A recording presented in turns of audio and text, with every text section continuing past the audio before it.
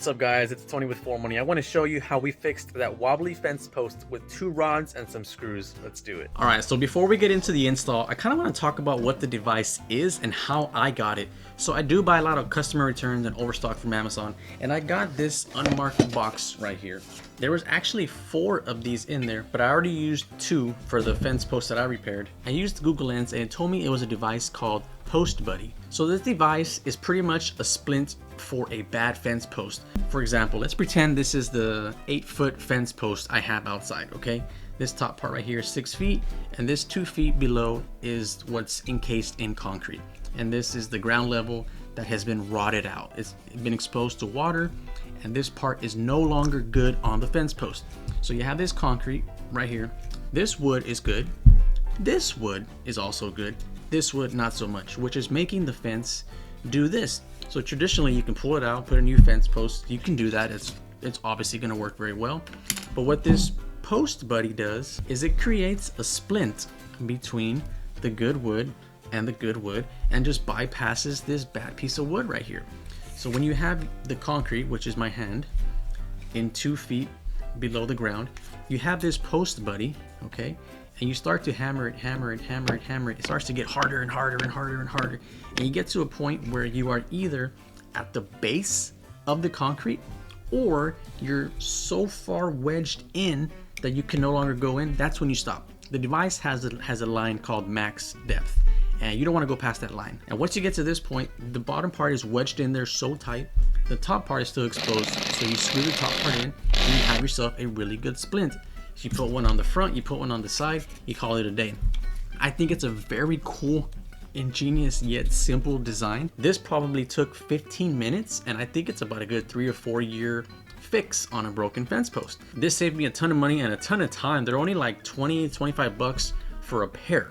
But I'm not gonna wait till the end of the video to tell you that I fully recommend it. It's an ingenious product. I'm gonna leave a link down in the description for a 2-pack, a 4-pack, and a 6-pack, depending on how many you need. I like it. It's a pretty cool product. Let's show you how easy it is to install it. So first you have to lightly dig around the post until you expose the top part of the concrete. This will tell you how far to hammer in the Post Buddy stake. My concrete post was apparently not that deep as we hit it right away. Check out how rotted out this wood post is. Next you will hammer in the first stake and pay attention to which side faces out, because the bottom tip has a beveled edge, which makes it easier for the stake to slide down the wood post. And also watch that max line. If you go too deep, the screw holes will be beneath that concrete surface and you pretty much can't screw it in through those holes. I feel it. What was it hit? The first few hammers were pretty easy, then it got progressively harder, which is a good sign. But don't go so far that you break the bottom of the concrete.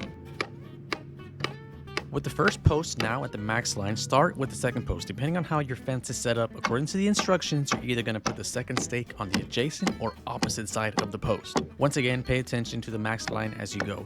If you go too far, good luck pulling it out. We eventually got smart and used a shovel to create a gap for the sledgehammer to actually hit the stake and not just the post. I learned it's kind of difficult to swing a hammer while holding a camera. We probably went 1 or 2 bangs too deep on this second stake. That's why I said good luck pulling it out, because we tried and it's pretty well in there. The stake is 30 inches long and the instructions say to bury about 20 inches of it. We used 3-inch outdoor construction deck screws, but the instructions say to use 2-inch screws. I think they say that because they don't want you to hit the screws coming in from the other side, which makes sense, but all I had was 3-inch screws. As you can see here, the fence is pretty out of plumb, and this here is where we want it to be when we're done. First, you have to put 1 screw on the top slotted hole of each stake. This is only to keep the stake in place while you level the post. So don't screw these first 2 screws in all the way just yet. And with 1 screw on each stake, you can see the post is already looking better.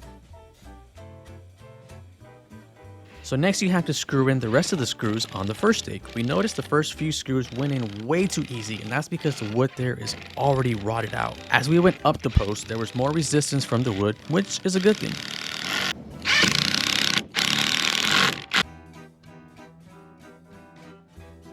We then screwed in the second stake while keeping an eye on the level as we went along.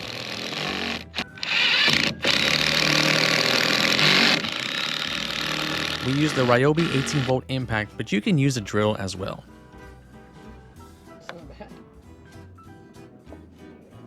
We gave it one last check with the level, not that it mattered at this point, and one more fence push. Finally, we scooped the dirt back in where it came from, One quick smile and wave at the camera, and that's a wrap. Thank you to my father-in-law for all his help and a job well done.